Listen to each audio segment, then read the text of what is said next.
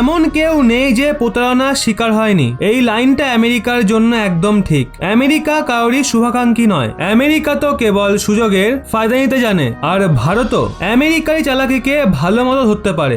যেই কারণে ভারতও আমেরিকার প্রেসারকে নিজের ওপর ভারীভাবে পড়তে দেয় না। কিন্তু এখন ভারত আমেরিকার সামনে একটা এমন বিষয় চলে এসছে যা নিয়ে স্বয়ং ভারত ও আমেরিকা কোনো শত্রুর মতো একদম সামনাসামনি দাঁড়িয়ে আছে। ওদিকে ভারতের জন্য এই বিষয়টা এত গম্ভীর যে ভারত এই বিষয়টা নিয়ে আমেরিকার কথা শুনতেও চায় না। আসলে বিশ্ব বাণিজ্য সংগঠনে আমেরিকা ভারতের সাবসিডির মতো বিষয়ের পেছনে সম্পূর্ণ শক্তি লাগিয়ে দিয়েছে। আমেরিকা চায় ভারত যে কোনোভাবে চাষি ভাইদের দেওয়া সাবসিডিকে বন্ধ করুক, কারণ ভারতের চাষি ভাইদের পাওয়া সাবসিডির কারণে আমেরিকান চাষিদের বিশ্ববাজারে অনেক লোকসান হচ্ছে।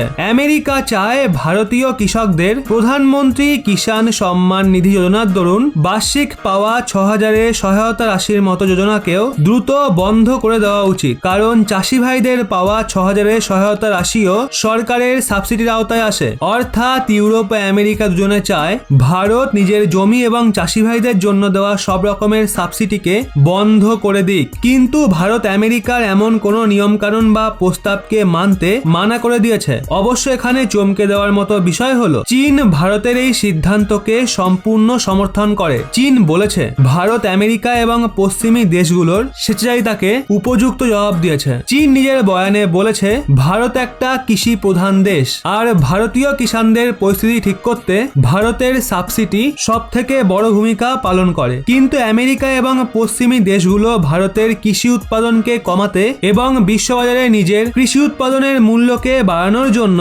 ভারতীয় কৃষকদের সাবসিডি শেষ করতে চায়। যদিও আমেরিকার কিছু সাংসদ ভারতের বিরুদ্ধে WTO-তে মামলা করার হুমকি দিয়েছে, কিন্তু ভারতও উপযুক্ত জবাব দিয়ে দিয়েছে যে সেও এখন কোনোভাবে আমেরিকা এবং পশ্চিমী দেশগুলোর সামনে ঝুঁকবে না। তো বন্ধুরা, এই বিষয় নিয়ে আপনাদের কি মতামত কমেন্টে অবশ্যই জানান।